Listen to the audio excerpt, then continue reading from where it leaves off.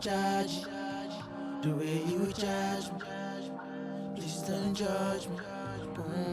And lie to you, could destroy me. Tsunami, you mesmerize me.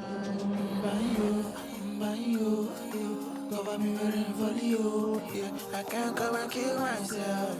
Put it and pour my shirt. By you, cover me waiting for you.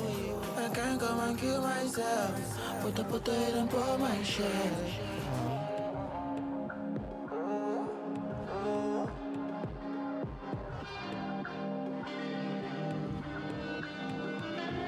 The things you did to me, the things you did to me, your dog. I dey watch it for TV, and I see it for the CV. But the night you be fighting, you dey pack me your clothes for my copper. You distract me like lighting, I go try to do the right thing. Cause it's not fighting, fight alone. So free where you done they go. When you tell me to hold on, I can't carry you along. Rumokuta rumibo, for the waterline them know. Say a puppy down below, below. My you, cover me wearing for you. Yeah, I can't come and kill myself. Put it and pour my shirt. By you, cover me wearing for you. I can't come and kill myself.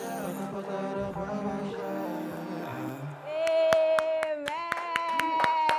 What a way to open up our Friday show right here on EKSE Live, DSTV channel 263. Man, I want my artist to come and join me in studio, to come and join me on the couch so that we can talk about his amazing music journey, you know, and how he's been able to navigate and maneuver himself, being sure he stays relevant, because you do know piano taking over, but when you listen to his sound, it gives you Afro beats, it gives you soulful, it gives you all those things that you want to feel. And of course, his professional debut rather started in 2019 when he released his song, and it has actually been blowing the charts all over South Africa and Africa as a whole. I'm so excited to have him in studio today, so you guys don't want to make sure to ngoba he is joining us lana ku-culture namhlanje to tell us all about his music journey.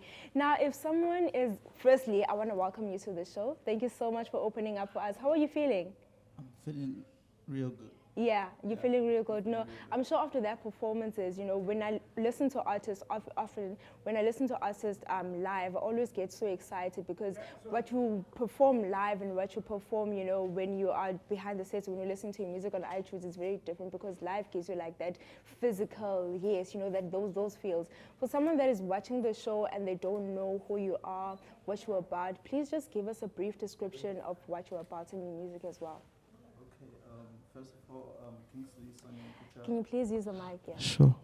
I'm Kingsley Sonny Okucha. That's my full name. Zaga, like, my song speaks more about my experience and experience of people around me and stuff like that. So yeah, like, I get inspirations from like life experiences and like foreseen circumstances. So those are the places I drive my inspirations. Yeah. And what does the song mean? Mine, it means umbrella. It's actually my dialect, my language. Back in Nigeria. Okay. Yeah. I love the fact that even though you have moved to South Africa, because I find that a lot of times when artists branch out from their homelands, they always forget their identity and they now want to sound like they're American or European, you know, but keeping true to where you're from and representing, you know, your brothers, your sisters on a global scale, that must be a big thing. Tell us about your name change, because I know that you had a previous name before you changed to Zaga. Why did you choose to change your name? Yeah, I was Nagzi at the time. Then I'm like, after like taking some time to myself and working on my sound and my brand, like I decided like, okay, yeah, I've been out of the scene for a while since 2019 after my debut single with Wonder Banton, who sang No Wahala. So after that, like I went out for some time and I came back. I said, okay, yeah, it's time for me to change my name. So it was like just a decision I just made out of a split second. Yeah. And you found that transition very easy to change your name, and people welcomed you. They weren't confused. You could say, what's happening now?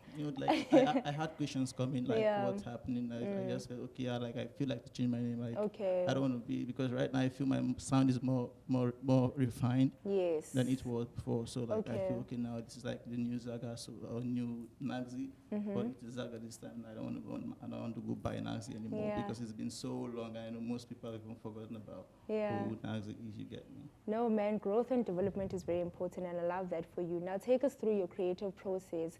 I know sometimes people, they go to studio, they listen to the beat, and that's where they come up with the lyrics of the song. Some people, they find inspiration, as you've said, in lived experiences. What is your creative process?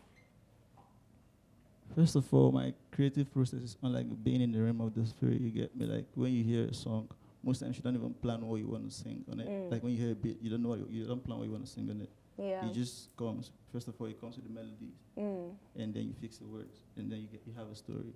Yeah. So that's just it. Once you have your words, because like the words you're definitely you're gonna write as your lyrics are words you used to.